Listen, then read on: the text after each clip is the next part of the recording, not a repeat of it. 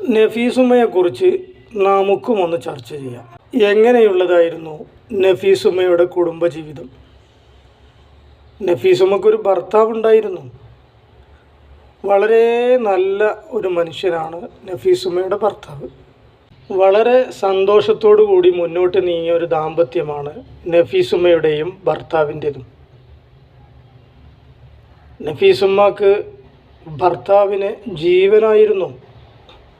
ഭർത്താവിന് തിരിച്ചും നഫീസുമ്മയോട് അതിരൊറ്റ സ്നേഹമായിരുന്നു. ഭർത്താവിൻ്റെ താല്പര്യങ്ങൾക്കനുസരിച്ച് മാത്രമാണ് നഫീസുമ്മ ജീവിച്ചിട്ടുള്ളത്. പരസ്പരം കലഹിക്കുകയോ സംശയിക്കുകയോ പോലും ചെയ്യാത്തവരായിരുന്നു നഫീസുമ്മയും ഭർത്താവും. എത്രത്തോളം അവരുടെ സ്നേഹം! നഫീസുമ്മയും ഭർത്താവും ഒന്നിച്ചിരുന്ന് ഒരു പാത്രത്തിൽ നിന്നാണ് എപ്പോഴും ഭക്ഷണം കഴിച്ചിരുന്നത്. അത്തരത്തിലുള്ള നഫീസുമ്മയെക്കുറിച്ച് നിങ്ങൾക്കറിയാത്ത കാര്യം നിങ്ങൾ ഒരിക്കലും പറയരുത്. ശരിയാണ്, പരിസരത്തുള്ളവരും പരിചയക്കാരും കുടുംബക്കാരുമൊക്കെയായ സ്ത്രീകളെ മുഴുവനും നഫീസുമ്മ തൻ്റെ അരികിലേക്ക് ക്ഷണിച്ചിട്ടുണ്ട്. താൻ അനുഭവിക്കുന്ന സൗഭാഗ്യവും സന്തോഷവുമൊക്കെ പങ്കിടാൻ വേണ്ടിയായിരുന്നു നഫീസുമ്മ തൻ്റെ സഹോദരിമാരെ ക്ഷണിച്ചിരുന്നത്. നഫീസുമ്മ നിരവധി യാത്രകൾ പോയിട്ടുണ്ട്. യാത്രയെ ഇഷ്ടപ്പെടുന്നവരായിരുന്നു നഫീസുമ്മ. നഫീസുമ്മയുടെ യാത്രകൾ പക്ഷേ വിനോദത്തിന് വേണ്ടിയായിരുന്നില്ല, വിജ്ഞാനം നുകരുന്നതിന് വേണ്ടിയായിരുന്നു. സ്വന്തം നാട് വിട്ട് വിവിധ ദേശങ്ങളിലേക്ക് നഫീസുമ്മ യാത്ര ചെയ്തിട്ടുണ്ട്, വിജ്ഞാനം തേടിയുള്ള യാത്ര. പക്ഷേ ഈ നഫീസുമ്മയും ഭർത്താവും ഇന്ന് ജീവിച്ചിരിപ്പില്ല.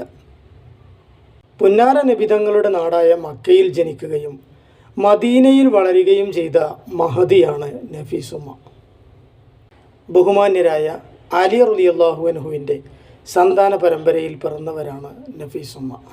ധീരനും ഭക്തനുമായ ഇസ്ഹാഖുൽ മുഅ്തമിനാണ് നഫീസുമ്മയുടെ പ്രിയപ്പെട്ട ഭർത്താവ്. സ്ത്രീ വിദ്യാഭ്യാസത്തെ പ്രോത്സാഹിപ്പിക്കുകയും വിജ്ഞാനത്തിലേക്ക് സഹോദരിമാരെ ക്ഷണിക്കുകയും ചെയ്യുമായിരുന്നു ബീവി നഫീസ ഉമ്മ. പ്രതിപാദനനായ ഇമാം ഷാഫി റളിയല്ലാഹു അൻഹു നഫീസ ഉമ്മയെ ആത്മീയ സഹായത്തിന് വേണ്ടി പലതവണ സന്ദർശിച്ചിട്ടുണ്ട്.